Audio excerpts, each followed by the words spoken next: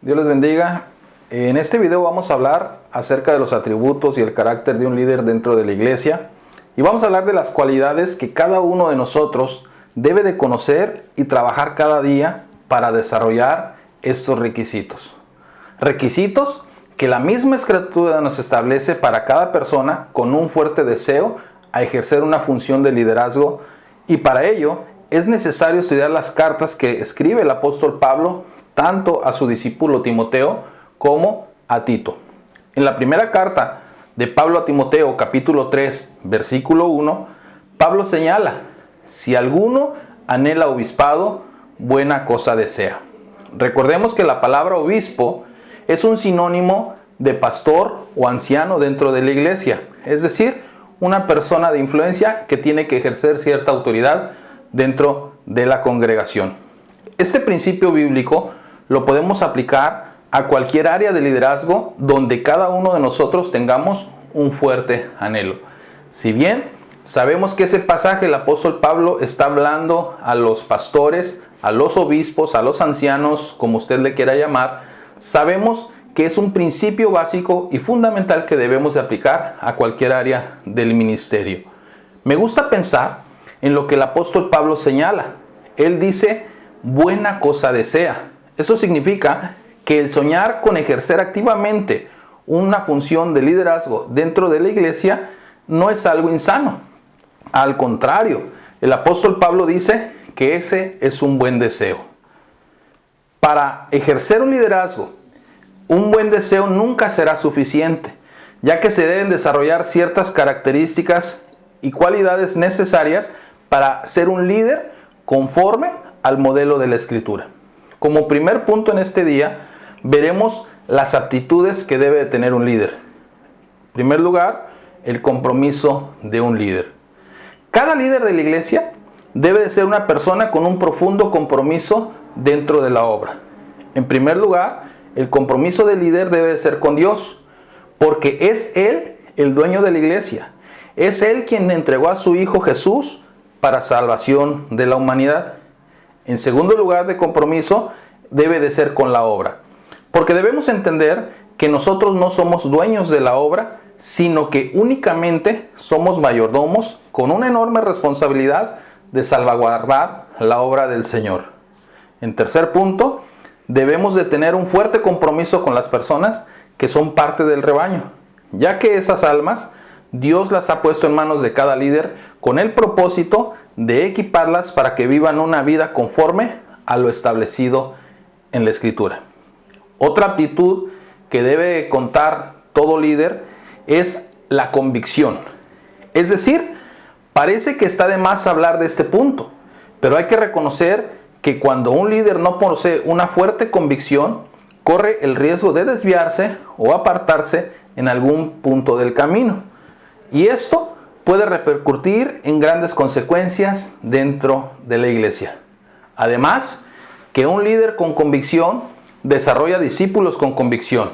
Y es de esta manera que el evangelio se ha extendido prácticamente a todo el mundo a lo largo de 2000 años de vida de la iglesia. El tercer punto que hablaremos son las competencias de un líder. En la carta que Pablo escribe a Tito, capítulo 1, versículo 5, Pablo dice: te dejé en Creta para que corrijas lo deficiente y establezcas ancianos en cada ciudad. ¿Qué significa esto? Que cada líder tiene la responsabilidad de corregir las cosas que no están avanzando de acuerdo a la Escritura, por lo que es su responsabilidad detectar, señalar y corregir esas deficiencias que están afectando en la vida de la iglesia. Además, que un líder es responsable de equipar y empoderar a otros discípulos para la multiplicación y la expansión de la iglesia. Finalmente, veremos el carácter que debe de tener un líder, es decir, las cosas, características o cualidades que todo hombre o mujer que está ejerciendo una posición de liderazgo debe de desarrollar.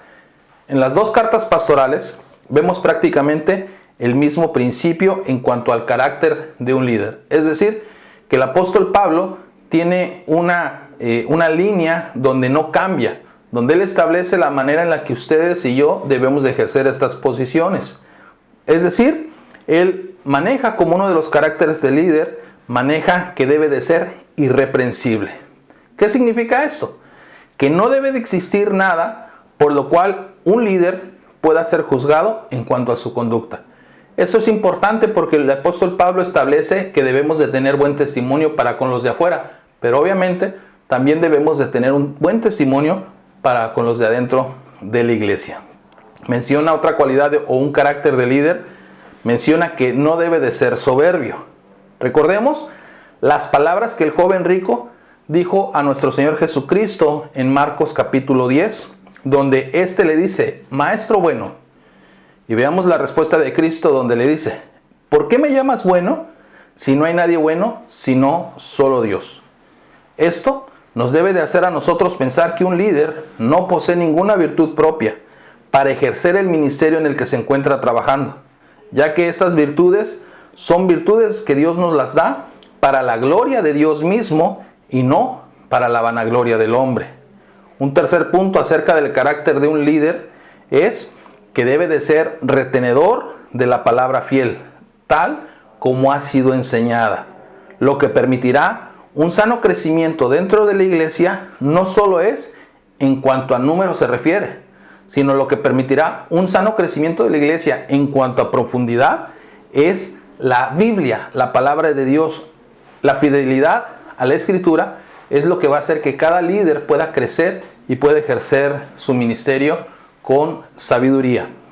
Entendamos que para una enseñanza pueda transformar una vida es necesario que ésta salga desde el corazón de Dios, respaldada por el Espíritu Santo, y esto únicamente se logrará si hay una fidelidad a la Escritura. En conclusión, para poder convertirnos en un líder con los atributos y carácter que la Biblia nos enseña y nos demanda, es necesario que tener un firme compromiso con la convicción de que se está haciendo lo que Dios nos está demandando, y es así como se forjará el carácter conforme a la voluntad de Dios. Gracias.